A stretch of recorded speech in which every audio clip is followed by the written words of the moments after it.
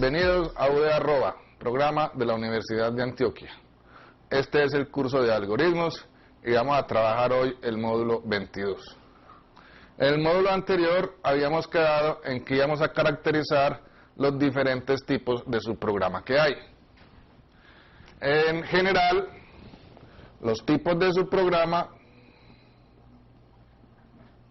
los clasificamos en dos. Los que se denominan funciones y los que son tipo void. Vamos a presentar la forma general de cada uno de ellos. Coloquemos aquí función, forma general. Vamos a colocar por aquí void, forma general. La forma general de una función va a ser un tipo, nombre de la función, entre paréntesis coloquemos datos de trabajo. Vamos a tener aquí definición de variables, variable 1, variable 2, hasta una variable n. Vamos a tener inicio, vamos a tener un conjunto de instrucciones y vamos a tener la instrucción retorne una variable, digamos una variable i, el fin de inicio y el fin de la función.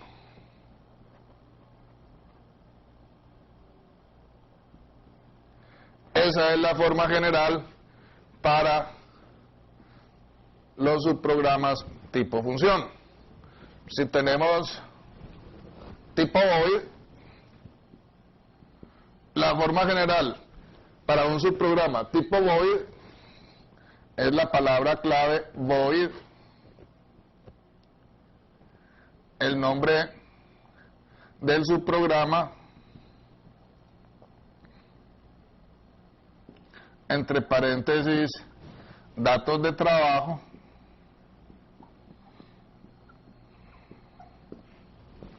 vamos también a tener definición de variables, desde variable 1, variable 2, hasta variable n, nuestra palabra clave inicio, un conjunto de instrucciones,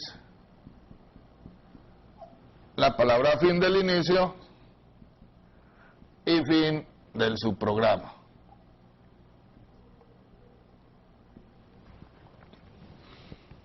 Ahí tenemos la forma general para cada uno de ellos. Una primera diferencia.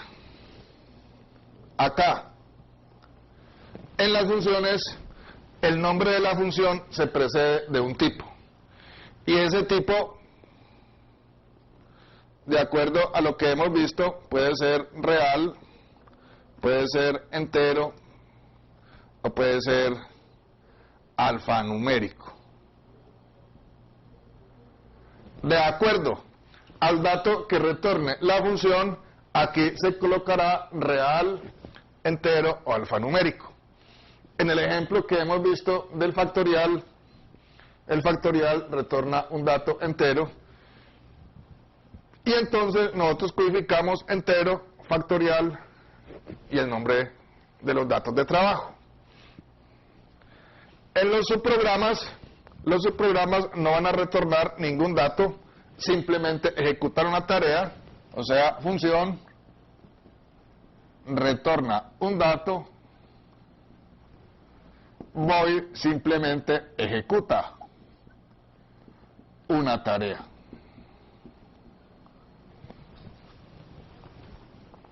Fijémonos entonces que en la función vamos a tener una instrucción retorne BI, donde BI se refiere a alguna de las variables que se definió en la parte de definición de variables. En cambio, nuestro subprograma tipo void no retorna ningún valor. Esa es una diferencia sustancial. Otra diferencia importante entre lo que es una función y lo que es tipo void es la forma de llamar subprogramas, o sea, la forma del llamado. La función se invoca en una instrucción de asignación. En cambio, el subprograma void se invoca simplemente escribiendo el nombre del subprograma. Ya en nuestro ejemplo anterior, en el cual teníamos el algoritmo de combinaciones, cuando nosotros deseamos escribir los títulos, simplemente escribimos una instrucción en la cual decíamos títulos. Con esa instrucción se está invocando el subprograma títulos, el cual imprime los títulos. En general, un subprograma que sea tipo void, la forma de ponerlo en ejecución será simplemente hacer mención al nombre del subprograma y no más. Fijémonos en esto. Tanto dentro de la función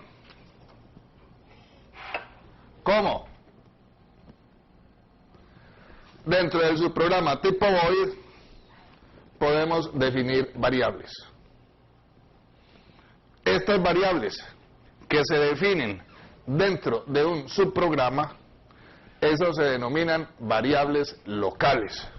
Entonces, variables locales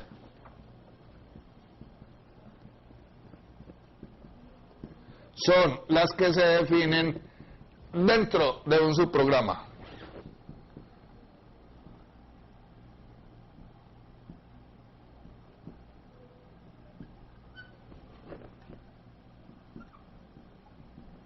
Es muy importante tener claro el concepto de lo que es una variable local, puesto que estas variables solamente existirán mientras el subprograma se esté ejecutando. Cuando el subprograma termine de ejecutarse, esas variables que hemos definido desaparecen. Solamente tienen vigencia mientras el subprograma se está ejecutando. Eso es una variable local. Sucede que en esta parte, en el conjunto de instrucciones que corresponden a un subprograma, también se puede trabajar con variables que no se definieron dentro del subprograma. Entonces, variables que no se definen dentro del subprograma y que dentro del subprograma se trabaja con esas variables se denominan variables globales.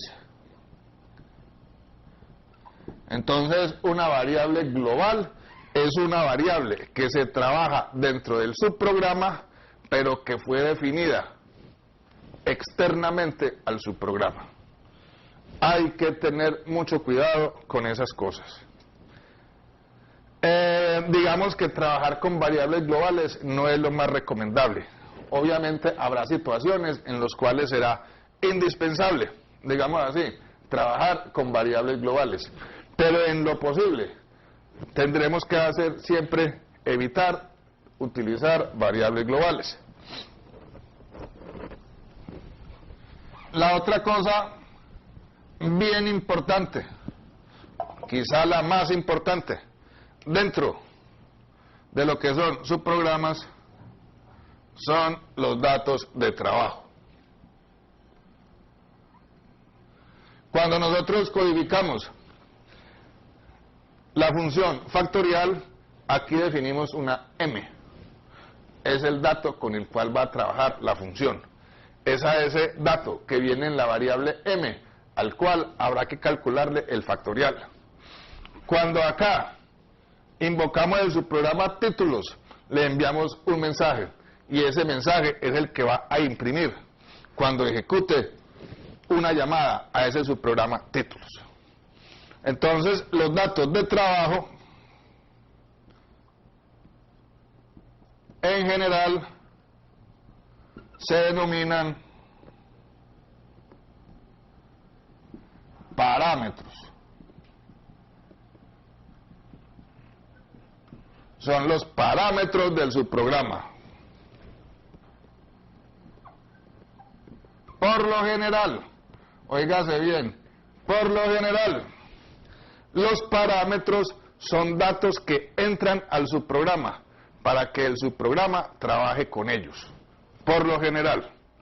Eso significa que también podemos tener parámetros que sean datos que retorna el subprograma. Entonces, digamos aquí, por lo general, los parámetros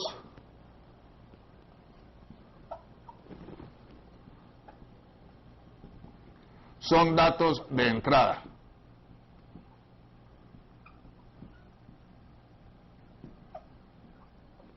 Cuando los parámetros son datos de entrada, entonces decimos, son parámetros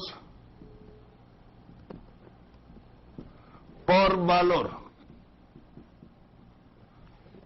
Todos los datos de entrada a un subprograma se denominan parámetros por valor. Y como hemos dicho, que esos parámetros no siempre son datos de entrada, sino que los parámetros también pueden ser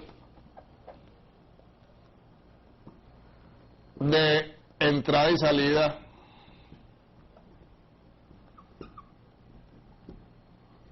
o únicamente de salida. Entonces, cuando los parámetros son parámetros de entrada y salida, o únicamente de salida, entonces estos parámetros se dice que son parámetros por referencia.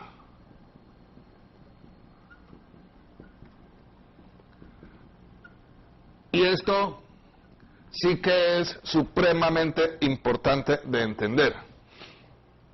La diferencia entre lo que son parámetros por valor, lo que son parámetros por referencia y cómo es que opera cada uno de ellos.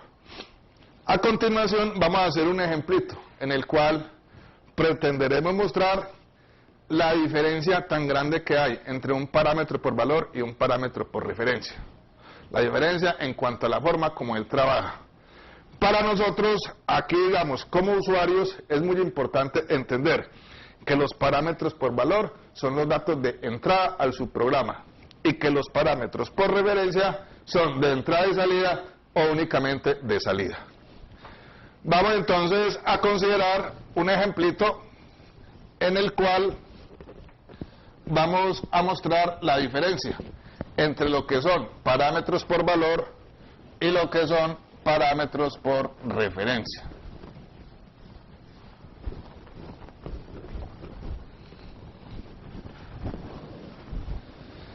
Consideremos que tenemos un algoritmo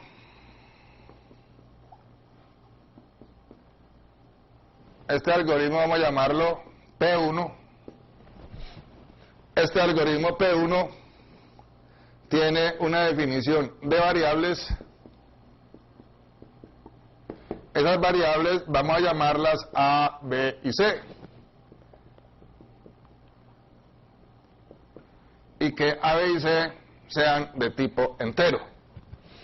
Tenemos nuestra palabra clave inicio. Tenemos la instrucción lea ABC, digámosle aquí, escriba ABC, digámosle aquí que invoque el subprograma, digamos S1, y le enviamos como parámetros ABC. Aquí le decimos nuevamente escriba ABC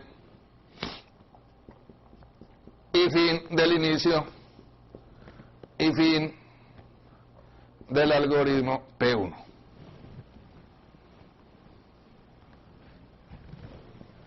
Vamos a tener por aquí en un ladito void. Nuestro subprograma se llama SS1.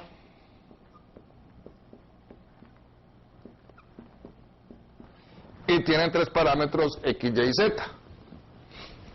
Nuestro subprograma tendrá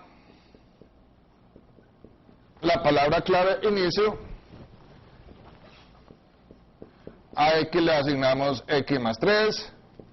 A Y le asignamos Y más X. A Z asignémosle X más Y. Y digámosle escriba X, Y y Z. Fin de inicio y fin del subprograma SS1. Y vamos a escribir aquí, vamos a decir X y Y son parámetros por valor. Vamos a decir Z es parámetro por referencia. X y Y son parámetros por valor, Z es parámetro por referencia. Vamos a ver la diferencia entonces entre lo que son parámetros por valor y lo que son parámetros por referencia. Para mostrar esa diferencia, vamos a dibujar, vamos a decir que esto es la memoria del computador.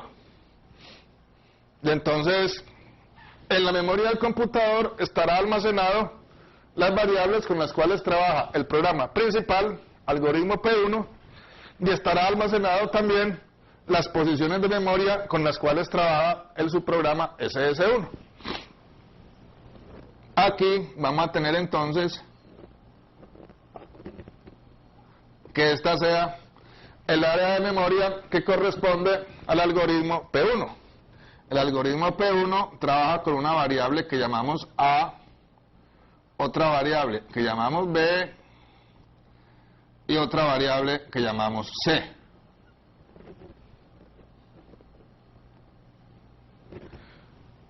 Y de acuerdo a lo que habíamos visto al principio del curso, una variable, digamos, me indica una posición de memoria.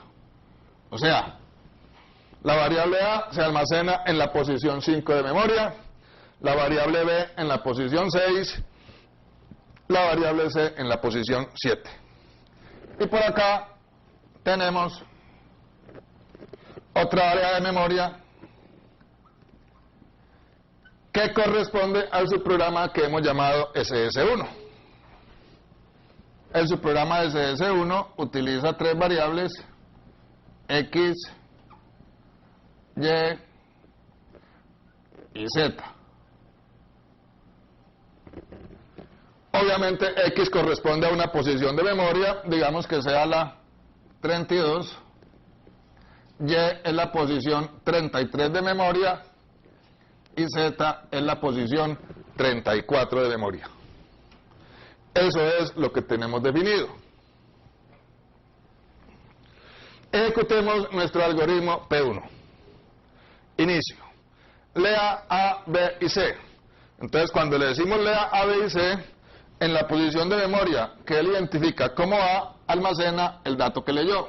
Digamos que A se leyó un 8. O sea, en la posición 5 de memoria quedó almacenado un 8. Leímos B. Digamos que en B se leyó un 2. O sea, en la posición 6 de memoria quedó almacenado un 2. Lea C. que le dimos un 5, entonces en la posición 7 de memoria quedó almacenado un 5.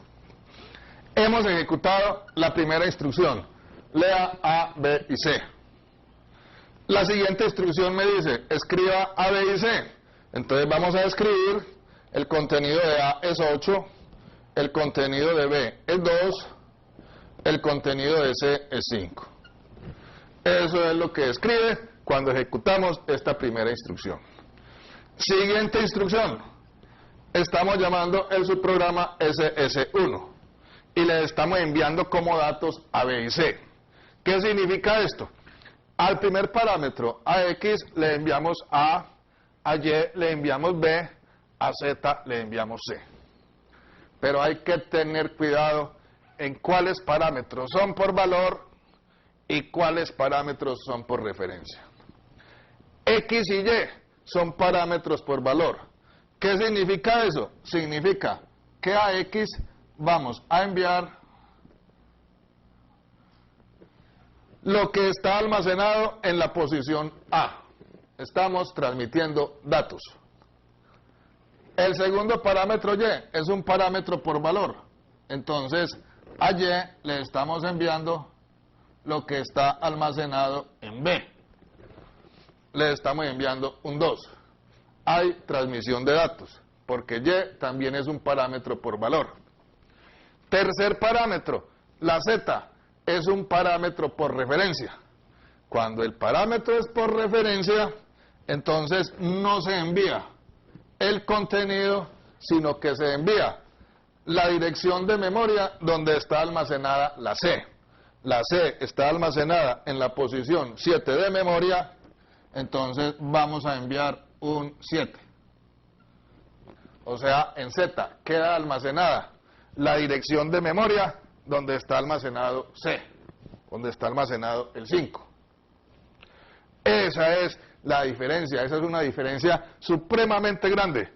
En parámetros por valor hay transmisión de datos. En parámetros por referencia, lo que se transmite es la dirección de memoria, donde está almacenado un dato. Teniendo en cuenta eso que hemos pasado acá, ejecutemos el subprograma SS1.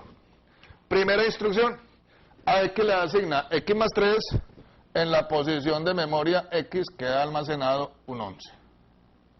Es decir, en la posición 32 de memoria quedó almacenado un 11. Siguiente instrucción, a Y le asigna Y más X. Y vale 2, le sumamos lo que hay en X, Y queda valiendo 13. Hemos ejecutado esas dos instrucciones. Siguiente instrucción, a Z le asigna X más Y. ¿Qué es lo que hay en Z? En Z está una dirección de memoria, 7. Entonces, cuando decimos a Z le asigna X más Y, él lo que hace es que en la posición de memoria 7 va a llevar el resultado de sumar X con Y. Sumamos 11 con 13, el resultado es 24. ¿Lo almacena dónde? En la posición 7 de memoria. ¿Cuál es la posición 7 de memoria? Esta. Ahí almacena el 24 y ha ejecutado esta instrucción. Siguiente instrucción, escriba X, Y, Z. Escriba X, el contenido de X es 11. Escriba Y, el contenido de Y es 13. Le dice, escriba Z. En Z, ¿qué tenemos almacenada? Una dirección de memoria. ¿Cuál dirección de memoria? La 7. Entonces él va a escribir lo que está almacenado en la dirección 7.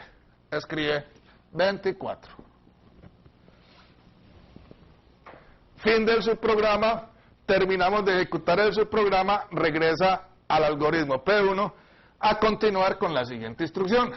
La siguiente instrucción le dice, escriba ABC, el contenido de A es 8, el contenido de B es 2, el contenido de C, ¿qué es? 24. Considero que este es un ejemplo bastante ilustrativo para mostrar la diferencia entre lo que son parámetros por valor y parámetros por referencia. Asegúrese de que entiende bien este ejemplo. En el próximo módulo veremos un ejemplo en el cual agrupemos todo esto que hemos visto. Muchas gracias.